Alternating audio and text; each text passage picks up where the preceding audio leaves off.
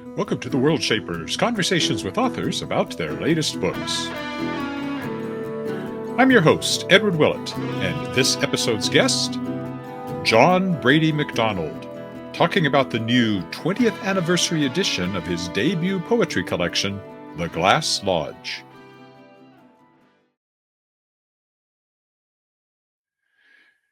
Hello and welcome to another episode of The Worldshapers, the podcast where I talk to authors about their latest books. My name is Edward Willett. I am myself an author. My latest book is The Tangled Stars, which came out from Daw Books in late 2022.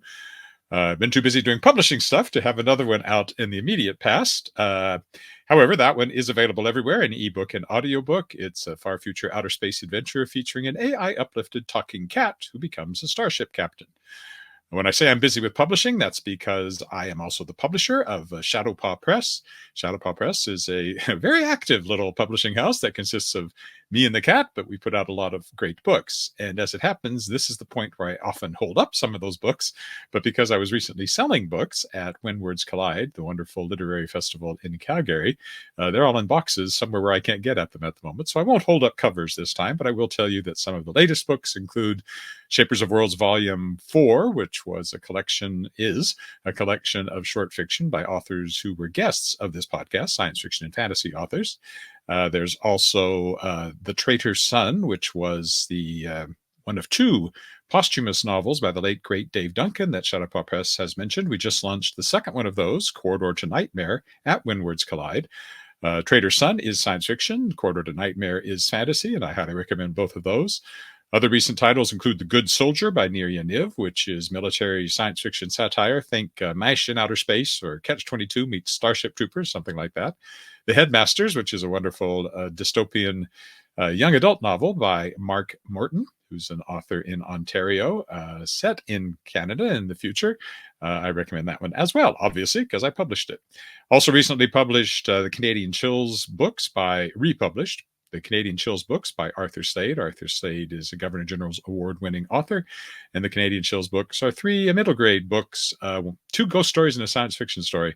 The Return of the Gredstone Ghosts, Ghosts Hotel, and Invasion of the IQ Snatchers. And of course, I must also mention The Downloaded. The Downloaded is Robert J. Sawyer's 25th novel. It was originally an audible audiobook with Brendan Fraser in the cast and other notable names. And once the exclusive period for it to be an audiobook ended, the print rights came to Shadowpaw Press for North America. And I'm very happy to have that book available as well. Now, my most recent ones, besides Corridor to Nightmare, are two poetry books. I talked to Linda Monahan, who is the author of the new collection, The Door at the End of Everything. Actually, that would have been the last episode of this that went live, I guess. And today I'll be talking to the author of the other poetry book that I just published, The Glass Lodge, 20th anniversary edition of John Brady McDonald's debut poetry collection. And we'll talk, obviously, about that quite a bit as I talk to John. Coming up, some more great stuff. We've got Ibrax by the aforementioned Arthur Slade, which is young adult fantasy set in his popular Dragon Assassin world. There's Ashmi's Song by Brad C. Anderson, whom I've interviewed, who wrote Duotero, which I republished not that long ago. It's a science fiction novel. There's also another science fiction novel, more young adult, called The Sunrunners by James Bowe. And that one's set on Mercury in a period when there are colonies, but Earth has fallen silent. And it's set in the aftermath of that as this colony on Mars has been trying to survive. And now Earth makes its presence known again. It's what happens after that. There's also a literary novel coming out this fall, reprint of The Lavender Child by Harriet Richards. So lots and lots of stuff coming up, lots and lots of stuff already published. And if you're interested in any of Shadowpaw Press's titles, you can find them at shadowpawpress.com or anywhere that you buy books in both ebook and audio, ebook and print book. I've done a couple of audiobooks, but I don't do them all. Audio, ebook, and print formats anywhere that you buy books, pretty much. Okay, having very smoothly done that introduction, and now I'll do the introduction for today's guest, John Brady McDonald. You'll pardon the reading glasses. John is a Nêhiyawak-Métis writer, artist, historian, musician, playwright, actor, and activist born and raised in Prince Albert, Saskatchewan. He's from the Muskeg Lake Cree Nation in the Mississauga Nêhiyawak. the great-great-great-grandson of Chief Mestiwasis of the Plains Cree, as well as the grandson of famed Métis leader Jim Brady, John's writings and artwork have been displayed in various publications, private and permanent collections, and galleries around the world, including the Canadian War Museum in Ottawa. John is one of the founding members of the PA Lowbrow Art Movement and served as vice president of the Indigenous Peoples Artists Collective for nearly a decade. John also served a term as vice chair of the board of directors for Spark Theatre and as a senator with the Indigenous Council Committee of CUPE, Saskatchewan. John is the author of several books and has had his written works published and presented around the globe. Studied at England's prestigious University, Cambridge, where in July 2000 he made international headlines by symbolically discovering and claiming England for the first peoples of America. John is also an acclaimed public speaker who has presented in venues across the globe, such as the Anskok Aboriginal Literature Festival, the Black Hills Seminars on Reclaiming Youth, the Appalachian Mountain Seminars, the Edmonton and Fort McMurray Literary Festival, the Eden Mills Writers Festival, and at the Ottawa International Writers Festival. John was also included in the Aboriginal Artists and Performers Inventory for the 2010 Olympic Winter Games held in Vancouver, BC. John's artwork and writing have been nominated for several awards, and he won the 2024 Saskatchewan Book Awards for nonfiction and for Indigenous peoples writing. He's been honored with several grants from the Saskatchewan Arts Board, and he lives in northern Saskatchewan, and I hope he will forgive whatever bad pronunciation I had of some of those names. Let's talk to John now. So, John, welcome to the Worldshapers. Thank you for having me.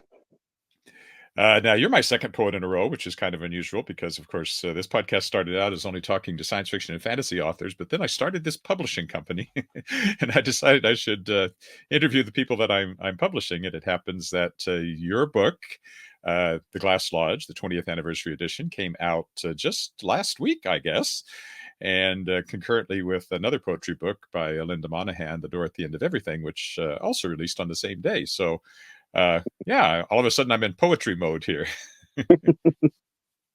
Well, the world of poets can be fantasy sometimes.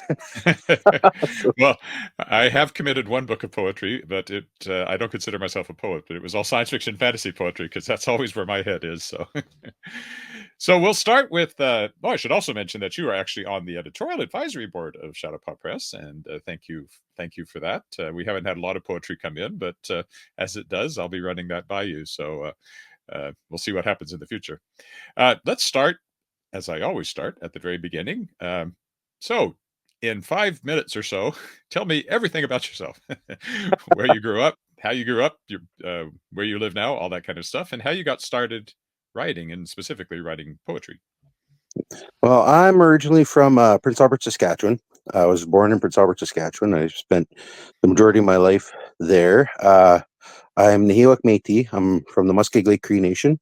My mother's from the Mestiwasis Nêhiyawak. I'm also a descendant of the Red River Métis. I'm a residential school survivor. I spent 1984 to 1989, I was in residential school in Prince Albert. So my generation's among the last generation of residential school survivors. For me, writing poetry started in my early teens. It was a way of expressing what I was feeling in a healthier way than what I was doing. I was starting at that time, begin my journey into addictions, into some not very positive or healthy lifestyle choices. So that's where the poetry started for me. It was a way of expressing myself, taking these emotions that I felt inside and almost like a valve, a stopgap, a release to let a little bit of that emotion out. What do you think led you to poetry as opposed to prose or songwriting or other forms of expression? I actually started out as a terrible songwriter. That's where it started out. I came of age. I'm one of the last ones in the door of Generation X before they slammed the door and turned them into millennials. So, but I'm not involved in the whole Gen X war thing. That's kind of a little juvenile for my taste. But I started out as this poetry, as a songwriter. The guy at the guitar, because you're told early on, back in the late 80s, early 90s, hey, if you play guitar, you get girls. So I started playing, taking what I was feeling, trying to turn them into songs, and I was never very good at it. So it was an easy enough transition to go from taking these songs that I'd written and realizing, hey, they've got the same, they're the same breakdown as a poem.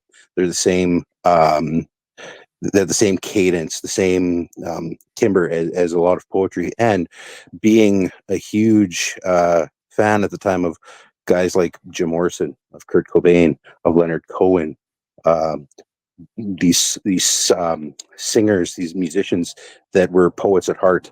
That's where it was an easy enough transition for me. Unfortunately, I played the French horn, and nobody ever said if you play a French horn, you get girls. So, so it's a long way from being, of course, a teen poet. A lot of teens experiment with poetry, but then to go on and actually, become a acclaimed writer as you are now, there's obviously a lot more steps in there. So carry on with your life story. Well, my life and the life I lived was not unique. I grew up, after I got out of residential school, I grew up as an urban Indigenous person in a pretty rough and rank part of Prince Albert, the West Flat area of Prince Albert.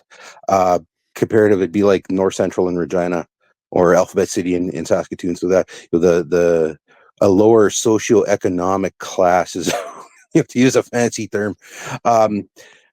My experiences were no different than any of my peers. What made my experience different was I had this ability to string words along to make them sound coherent enough, and had the foresight to be able to write them down as I was experiencing them. And I would write on anything: pizza boxes, napkins, the liner notes of cassette tapes, whatever I had at hand, loose leaf little notebooks.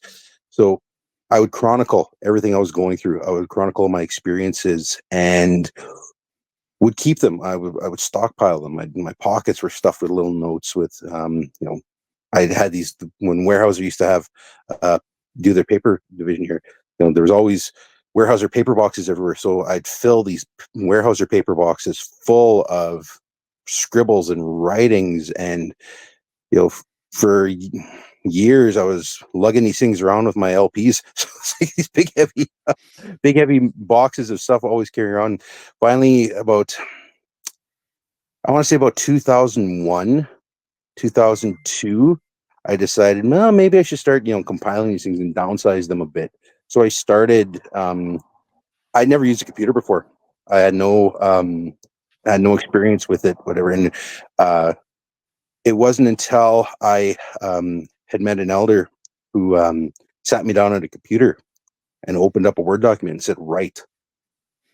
And am I allowed to use profanity on this podcast, or would you rather I don't? Mildly. Okay. The first sentence I ever wrote on a computer was, "What the blank am I supposed to write about?"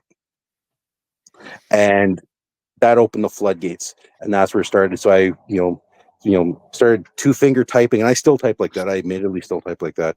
So that's where it started, the cathartic release of all the emotion I was feeling, and taking all this paperwork that I had and compiling it into, back on the old 3.5-inch floppy disks. So that's where it started. And then once I'd had, maybe about 100 pages of my poems and everything kind of written down, somebody said, "Well, why don't you look at publishing them?" And at that time, I'd started doing a little bit of journalism for a couple of local rags here in our community, and I had a weekly editorial with our local newspaper. And I said, "Well, yeah, I'll give it a shot." And I started sending out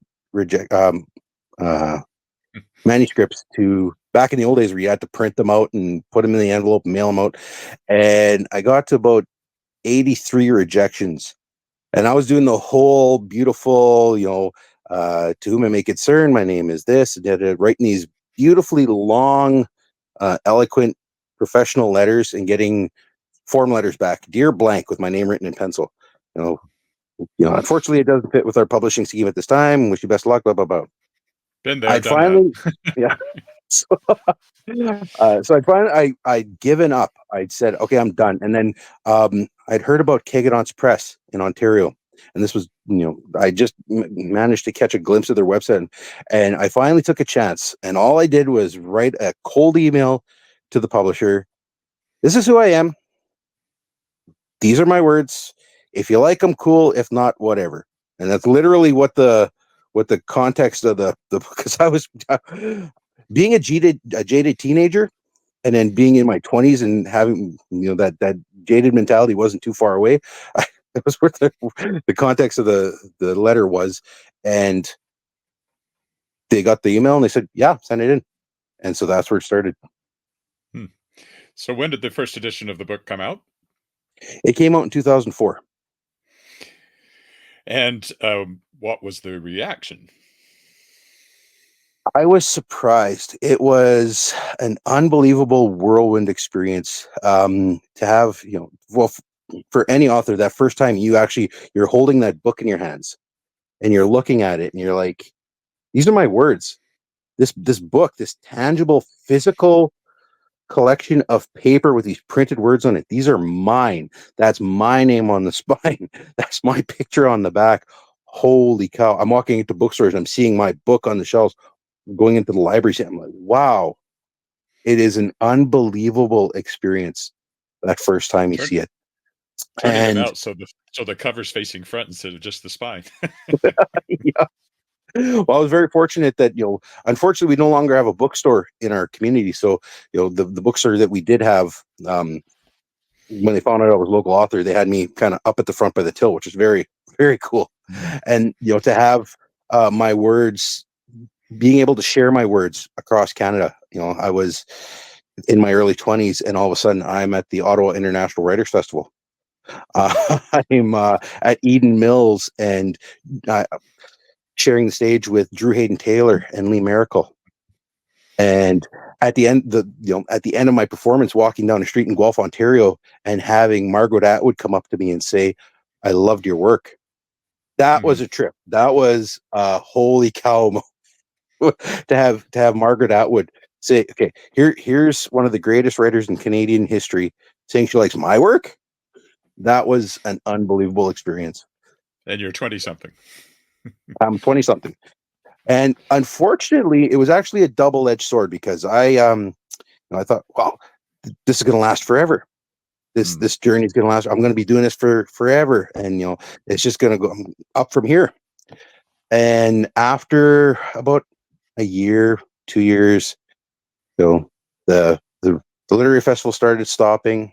The wasn't getting as many offers to submit stuff, and the 15 minutes came to an end, and it was a pretty rough come down. So it was, for me, it was a blessing and a curse because it created, such euphoria in my youth, but the naivety of youth, not realizing that this ride wasn't going to last very long. So, but you have built back up since then.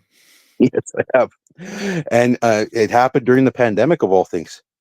I went after the Glass Lodge was released in 2004. I went through a period where I accumulated a further 200 rejection letters for But my who's work. counting? Yeah, unfortunately, you do count.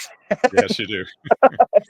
And I went through a period where I went from like I said, going to the Ottawa International Writers Festival to going to open mics at the local coffee house to read my stuff. Go, trying to do poetry readings to empty seats, standing on a street corner, with other group of people sharing your words. So it was a pretty big, come down.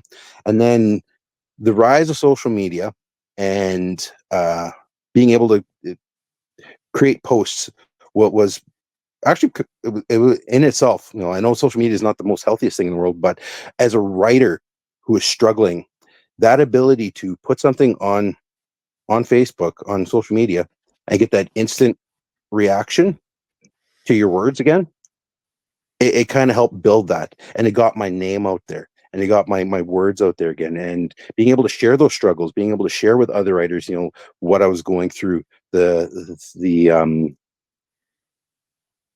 pain of not being published, the pain of not being heard, the pain of having that taken away. And being able to empathize with other people and commiserate with other writers and build those networks was wonderful. And then when the pandemic happened, that's when all of a sudden I was getting letters in the mail again for, we saw what you wrote on Facebook. Would you ever consider submitting a manuscript? And then the door opened. So what are your most recent works? Well, with the 20th anniversary, I'm very happy that Shadowpaw Press has re-released The Glass Lodge. In the original unabridged version of I love the original version, but as with writing, you have to do editing, you have to do and the publishers have their vision of what it is. I'm very happy that with the vision, I got to include a lot of the stuff that was cut from the original manuscript and able to have those the original poems, the handwritten ones, in the book, and my first hardcover book. So it's very stoked about that. It's actually Shadowpaw Press's first. Well, I guess I did a picture book in hardcover, but it's my first, hardcover with dust flaps and everything. So Yep. I was very pleased with the way it turned out, and I hope you were as well. There's something. It's something about your work in hardcover. It's like you're all of a sudden you've made it. You're a legitimate writer. I don't know what it is. It's something subconscious that if your work's in hardcover, you've made it. So it's actually a bit of a collector's edition, I think, because with the annotation of the poems and the actual handwritten poems, some of them anyway. Yeah, it's kind of a collector's edition as well of your debut poetry collection. You've had other books besides The Glass Lodge in the recent past. What were some of those? Well, my first poetry book in 20 years came out by Bookland Press. It was called Childhood Thoughts in Water. And it came out in 2021 and then followed quickly behind Kitotam, which is another poetry collection, which was published by Radiant Press. And it was shortlisted for the Saskatchewan Book of the Year Awards. It was shortlisted for the High Plains Book Award in 2022, 2023. I also released being a poet as also a spoken word artist, I had a lot of monologues and performance pieces that really didn't fit, and they were kind of odd little collections of anecdotes and soliloquies and stuff that I had written that really didn't fit anywhere. So what I did was I used a technique called cut-up technique, which is something that the Dadaists used back in the early 20th century, and artists like Kurt Cobain used, where you're cutting up the work and rearranging it and pasting it. And I wrote an experimental piece that was published by Bookland Press called Electricity Slides. And it's along the lines of like Naked Lunch, Alice in Wonderland, Fear and Loathing in Las Vegas. So very weird, disjointed book that I was often told, you're never going to get this published. It was published. So it's kind of neat. And then a couple of years ago, I was approached, but I had submitted a poetry manuscript to Woolsack and Wynn in Ontario, and the publisher Noelle Allen. Well, she's a friend of mine on Facebook, and she was kind of keeping, around that time we were doing a lot of social advocacy and activism online, and I was making a lot of long, expounded. I don't want to call them Facebook rants, but longer worded observations and opinions and advocacy work on Facebook. And she said, "Well, we're not really interested in the poetry, but have you ever considered taking those Facebook posts that you make, those long ones, and compiling an essay?" And I'm like to think I'm smart enough to see a bone when it's thrown. So I said, absolutely.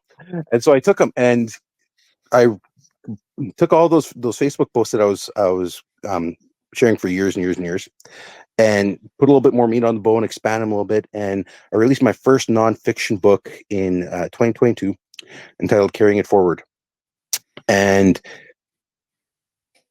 it took off in an unbelievably beautiful way. It was shortlisted for the Lambda Literary Prize in New York City. So here's my work on stage in New York City. Last year, it won the 2024, or it won the Saskatchewan Book of the Year Award for Best Indigenous Writers Award and Best Nonfiction Award. And so I've been very blessed with that. It was being a poet and being asked to do nonfiction, it's kind of a challenge because with poetry, you can hide behind a turn of a phrase, you can hide behind the sparkles and the jangles and the tinsel that we as poets kind of have in our arsenal. To be asked to do away with that and give nonfiction a try, it was definitely out of my wheelhouse. And so it was, I had to dig deep to go back to that editorial writing I used to do with the local rags, and go back to a place I hadn't visited in a long time. But I'm very happy with the success that book has had. With that long gap between the initial book and then the more recent books, do you think that you were writing all that time, I presume. Do you think that actually has made you a better writer, working away like that, sort of toiling in oblivion all those years?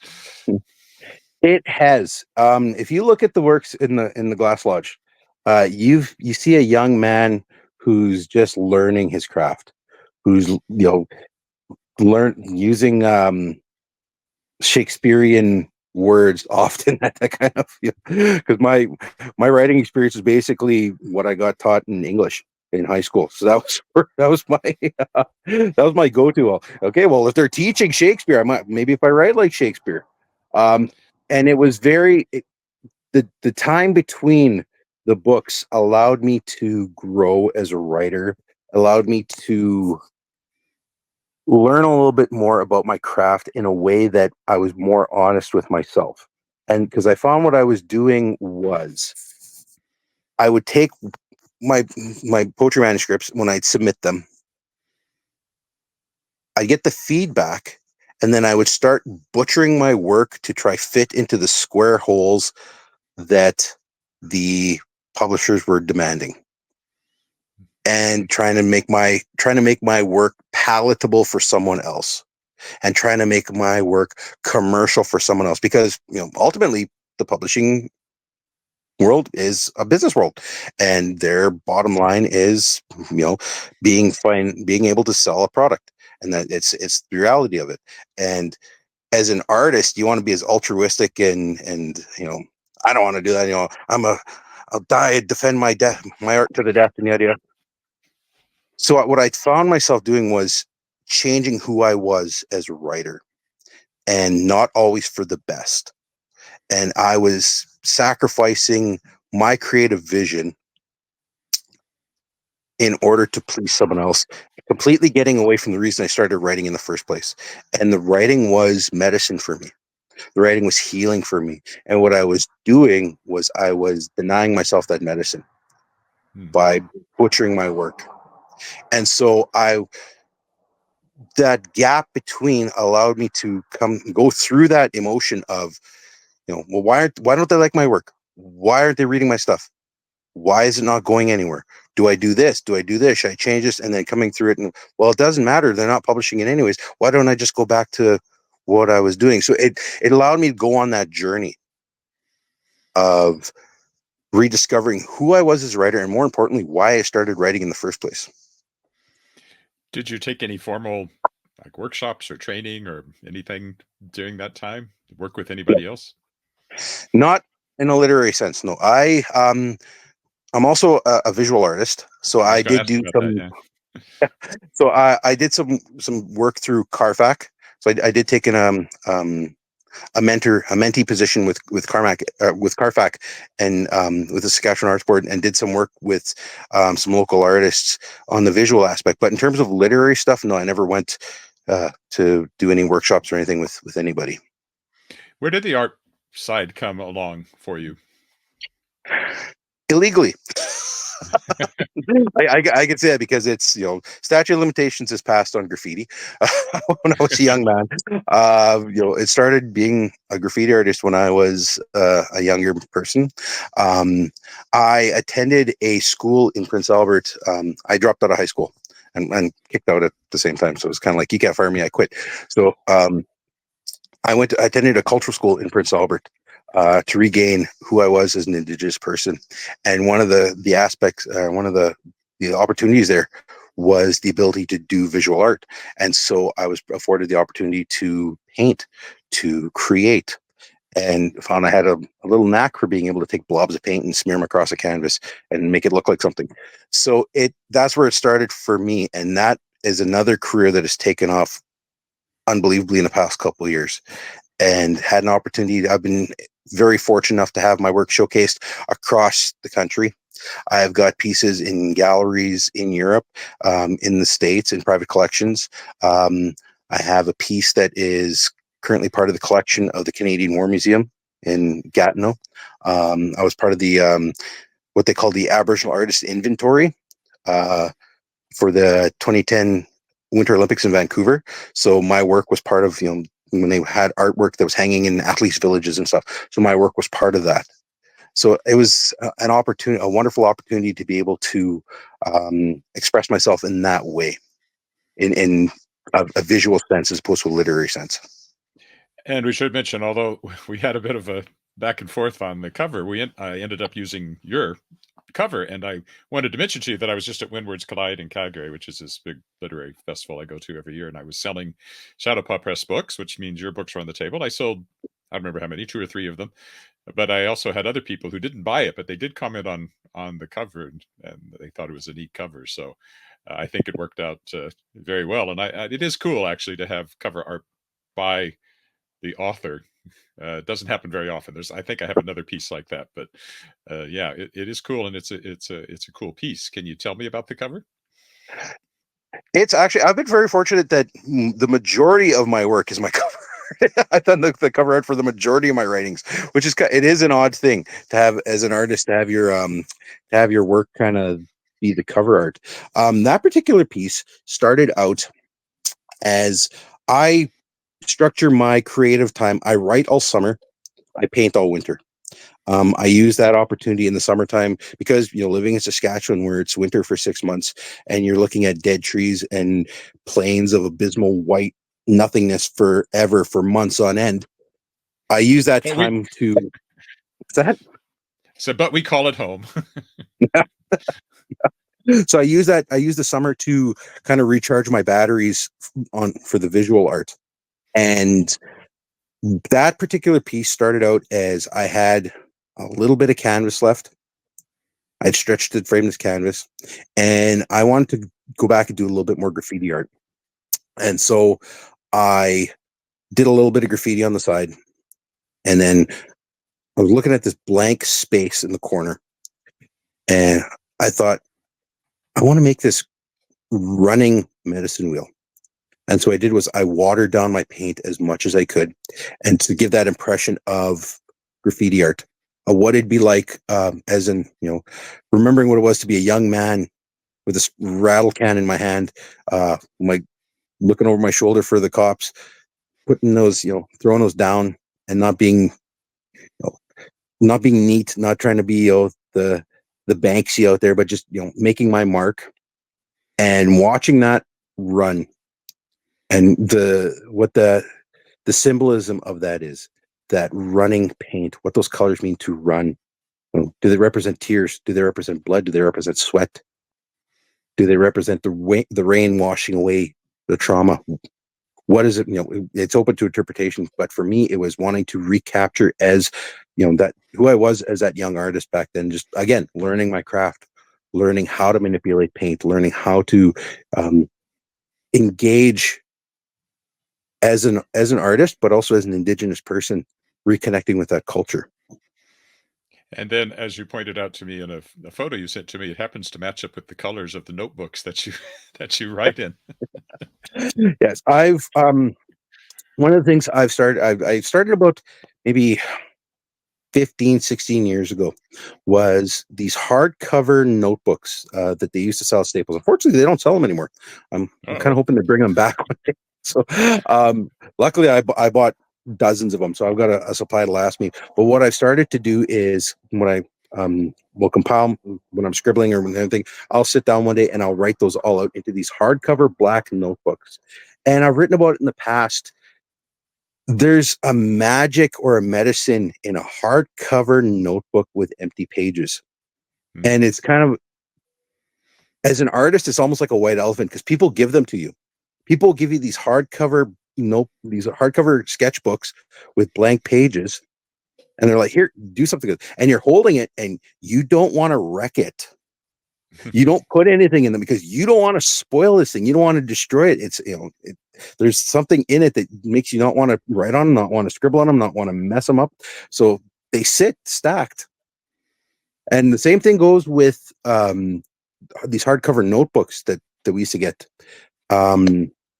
What I would do is I worked youth outreach for 11 years. I worked downtown Prince Albert in the hardcore as a frontline outreach worker. And I would connect with young people who were also on this journey and learning how to, wanting to express themselves. And I have a stack of these notebooks. I say, here, carry this around with you and just write whatever. Even if it's just the F word 150 times on a page, write. It's cathartic. It's medicine. Try it. And I would, like I said, carry about 15, 16 of these books around with me and hand them out to young people. And then in a week's time, 2 weeks' time, they'd be coming back. You got another one of those books? I said, would you lose it? No, I filled it. Here, look. And these young people were being able to take their trauma and their experiences like I did as a young person on the streets and put them into words and get them out of here and put them onto something tangible that they have control over. Because when you're feeling it inside, there's a lot of times you feel like you have control over what you're feeling or your emotions or your world around you. When it's in your hands, you have that control back a little bit. You can control what you do with it. I could take these words that I've written, I could take these emotions, and I can hold on to them. I can burn them. I can throw them in the garbage. I can control what to do with them. And so I've seen the magic in a little black book. And so when I saw the way that the Glass Lodge, the 20th anniversary dish came out, very similar to size, very similar to thickness, very similar to those black books, it was chilling. I got goosebumps. I'm getting goosebumps talking about it now. That's serendipity, I guess, because certainly I didn't know any of that. So, and what are you working on now? Well, currently waiting on my next book from Bookland Press to come out. It's actually, I'm waiting for the copies, my advanced copies to come out. So it should be coming out later on this month. I've got another book coming out through Radiant Press next year, which I'm very excited about. I've finished a novel.